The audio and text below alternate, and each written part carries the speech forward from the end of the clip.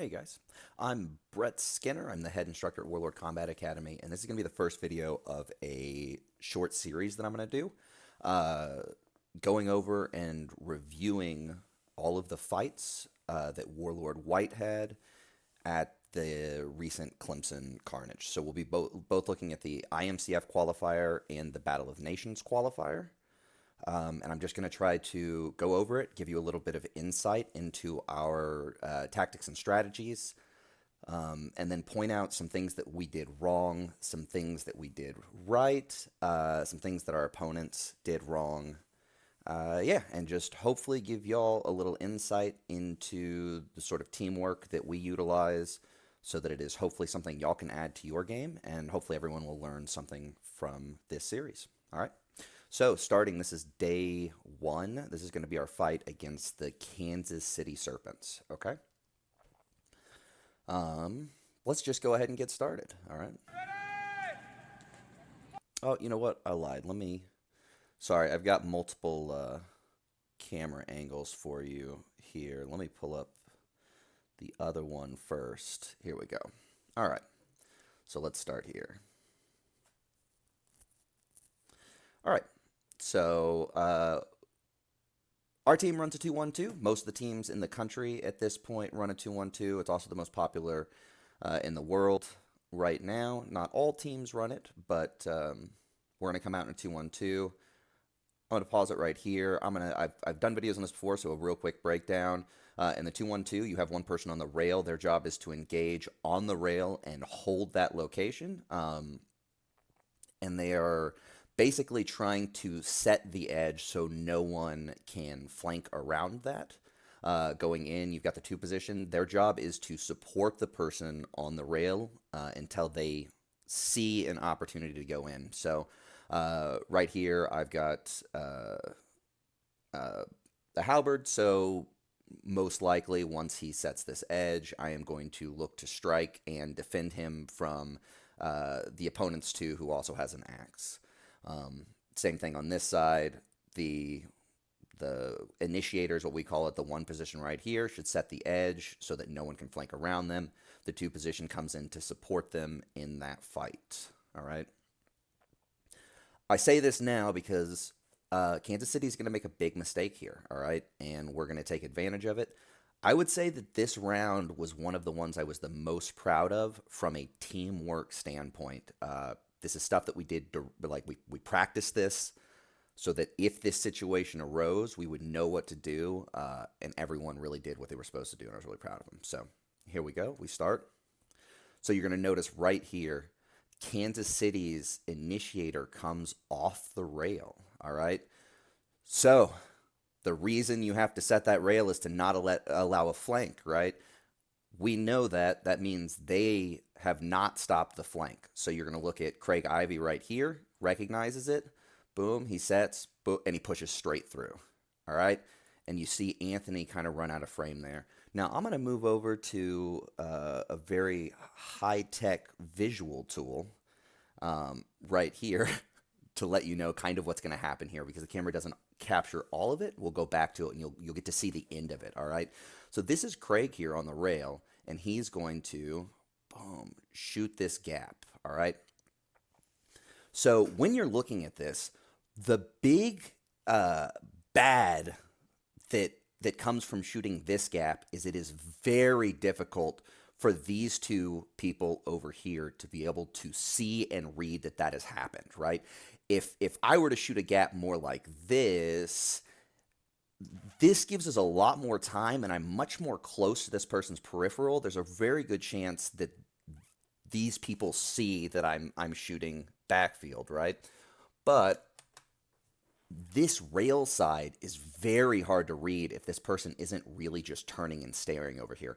And since these people are normally just giving quick glances, it's very easy to miss, all right? So now, Craig's in the backfield. Because these are the most vulnerable, what Craig wants to do is just keep this in a circle and come up, and he is almost always going to hit this person right here. Why is he going to hit that person right there? Because he's not on a rail, all right? If he hits this person, because he's on the rail, there's a very good chance he doesn't go down. All right. Now here is, you know, here's where Kansas City makes their second mistake. All right. And this is a common mistake, and it is the mistake that we normally expect to happen. And that is once Craig gets back to around here, Anthony, their center, comes to meet him back here, right? So the issue with this is Craig is able to pretty much just ignore him.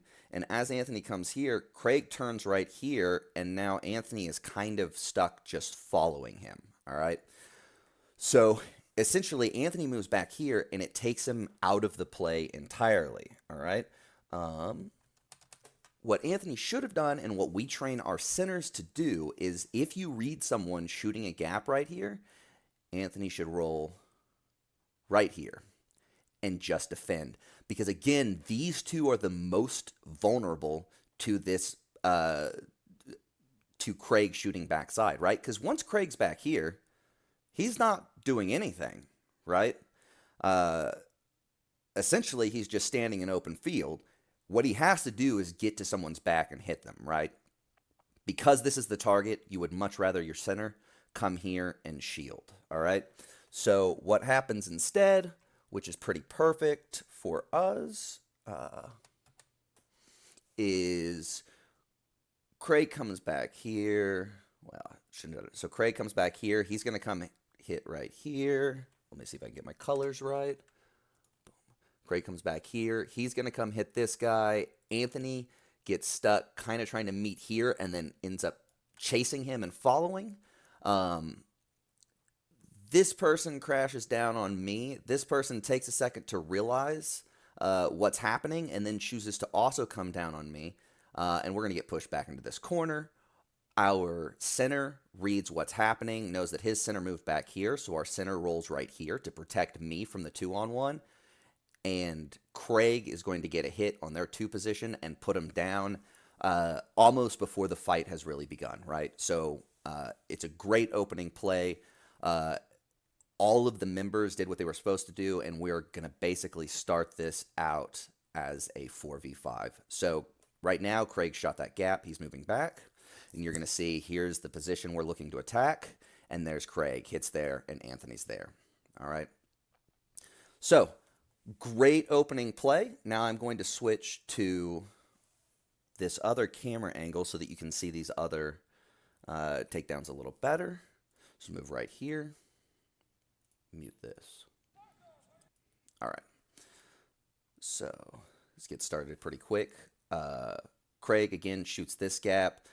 I try to knock his weapon out of his hand or break it. We're going to push right here.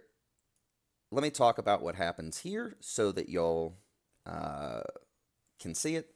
So I am going to try to hit this guy with an Osotogari. It is probably my favorite takedown in the sport. And what I want you to watch is what's really important with an Osotogari is how you control their head. You really need to force their head over towards the leg that you are tripping. So I'm going to push. He steps his leg out that first time, almost gets something. I snap back. Now right here, you'll see, watch how I control the head when I go for this attempt. Really drive it over. He's able to grab the rail to get out of it, which was very smart. And now again, leveraging this hand is what's going to do it. You see my right leg is hooked over his leg right here. Getting both hands on that axe and using it to leverage the head over is what's going to cause this to finally be a success. So look at that hand. Boom, really drive his head over. It's very difficult to stay up when that happens. Now I have a teammate holding for me. My teammate very smartly realizes as he swings, I'm going to show 2 things here because this is really well done, and this is about the last takedown that we get to see. I don't think the other one is seen on video. So he does 2 things that are very intelligent here, right? This guy is desperately trying to get away. He doesn't want to get hit by a halberd. My fighter realizes that, and as I swing, he just goes ahead and takes him the direction that he wants to go already, which makes the takedown fairly easy. The second thing that he does that's very smart, and I see a lot of people messing up on, is a lot of times when your axe is behind someone and the person is falling down, People really want to hold on to their axe. They think it's very important that they can't lose that axe, and they'll end up going down with the throw because of it. Sean here realizes his axe is trapped in a weird way. Very quickly just lets go of it to make sure he doesn't go down too. Gets a new weapon. By the time he's over here, Craig's already finished the last takedown, and that's it. All right, so that's round one. I was really happy with our movement and our teamwork, even more than our individual skill. All right, let's go on to round two. All right, so here we go. We're starting up round two. You're going to see they're going to shore up that mistake that they made over here on the rail. He's going to take the rail much harder. And because of it, we end up winning this one, but it's going to take a little bit more time. So let's look at this initial push. Craig gets a good hit here, but we just move into a grapple. Over here, Brennan's doing a decent job of just stepping up here and making sure to protect Austin so Austin can... sorry, we switched out. This is Charlie now, but he's doing a great job of protecting Charlie to make sure everything's going to be okay here. This is an interesting thing that happens here. So you're going to see he is currently hooking the rail. His axe is trapped underneath Craig's arm here, and he is going to not be able to unhook because he can't get that axe up. Now, he could have let go of the axe with his right hand and unhooked if he wanted to, but you're going to see they start calling hooking, and you see that axe under there. He's going to pull once or twice and just can't get it free. See? He needs to let go of that axe, but it's too late now. The refs called him down. All right. So let's switch to a different angle here for the rest of this fight. All right. So now looking at it from a different angle, we're going to watch how we finish up this 4v5. Craig has just had his guy sat for hooking over here. And so now we're going to roll to this angle. Craig is coming up to support me first. He knows that I'm the closest to him, but I also have a halberd, so he's going to strike once, but then he's going to move to be the one in the grapple, right? He's using a sword and shield. He can certainly hit hard enough that it's uncomfortable, but he knows in this situation, you would much rather have your halberd free swinging. So the first thing he's going to do, he's going to land a blow, and then he's going to look to free me up so that I can start swinging. So gets a big hit there, pulls. I'm able to rip this guy's axe out of his hand and drop it. He now has no ability to protect himself. I swing once. I want to check to make sure that nothing dumb happens. The worst possible scenario is I get greedy to hit that guy a couple of times and get checked from behind. There's no rush. So now that I know no one's behind me, we go for a bigger hit. Let me back up and show the one other important thing here. I hate that it doesn't show me. So I've just swung the first time. He blocks with his arm. You're going to watch right here. Craig realizes he's got an arm free. He reaches across and hooks his elbow cop. And now he's going to draw it across his body so he can't use it to protect himself from the second shot. And the second shot drops him.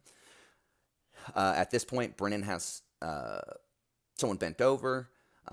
This is Pete. He's got Pete bent over. He has already looked over here. We've already made eye contact. He knows that at this point we're rolling things up, and he doesn't need to do anything but wait for us to get over here. So he's just going to keep Pete's head down so he can't defend himself and wait for the striking support to come.